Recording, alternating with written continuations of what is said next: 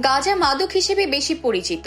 গাঁজা সহ বেশ কিছু মাদক পৃথিবীর অনেক দেশেই অবৈধ, কিন্তু কয়েকটি দেশে ইতোমধ্যেই বৈধ হয়েছে এসবের সীমিত সেবন ও বেচাকেনা। যুক্তরাষ্ট্রের ফ্লোরিডায় 21 বছরের বেশি বয়সী মানুষের জন্য গাঁজাকে বৈধতা দিতে ভোটের আয়োজন করা হলে সেখানে সমর্থন দেওয়ার কথা জানিয়েছেন সাবেক মার্কিন প্রেসিডেন্ট ডোনাল্ড ট্রাম্প।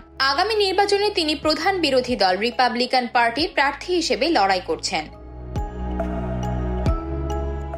সোমবার সামাজিক মাধ্যমে দেয়া এক পোস্টে ট্রাম্প জানান, একজন প্রেসিডেন্ট হিসেবে তিনি গাঁজাকে অপরাধ মুক্ত এবং নিয়ন্ত্রণের জন্য রাজ্য পর্যায়ের প্রচেষ্টাকে সমর্থন করবেন। একই সঙ্গে এই মাদককে কিভাবে চিকিৎসা কাজে লাগানো যায় সেই গবেষণায় সহায়তার আশ্বাস দেন তিনি। ট্রাম্প বলেন, আমি আগেই বলেছি, আমি বিশ্বাস করি যে ব্যক্তিগত ব্যবহারের জন্য অল্প পরিমাণে গাঁজার জন্য প্রাপ্তবয়স্কদের অপ্রয়োজনীয় গ্রেফতার ও কারাগারে পাঠানোর অবসান করার সময় এসেছে। আমাদের অবশ্যই স্মার্ট প্রবিধান বাস্তবায়ন করতে হবে।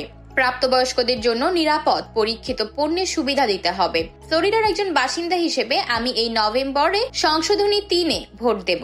এছাড়া রাজ্য অনুমোদিত গাঁজা বিক্রেতাদের জন্য নিরাপদ ব্যাংকিং সহ এই ইস্যু নিয়ে একটি কমন সেন্স আইন পাশ করতে মার্কিন কংগ্রেসে কাজ করবেন বলেও জানান এই রিপাবলিকান প্রার্থী। গাঁজা ব্যবহারের ওপর বিধিনিষেধ সহজ করার প্রচেষ্টা যুক্তরাষ্ট্রে ব্যাপক জনপ্রিয়। চলতি বছর পিউ রিসার্চ সেন্টারের একটি সমীক্ষায় দেখা গেছে, যুক্তরাষ্ট্রের 57% মানুষ চিকিৎসা ও বিনোদনমূলক উদ্দেশ্যে গাঁজাকে বৈধতা দেওয়ার পক্ষে। তবে 11% মানুষ মনে করেন এটাকে মোটেই আইনি বৈধতা দেওয়া উচিত নয়। আতকিয়া মাইমুনা, বার্তা 24।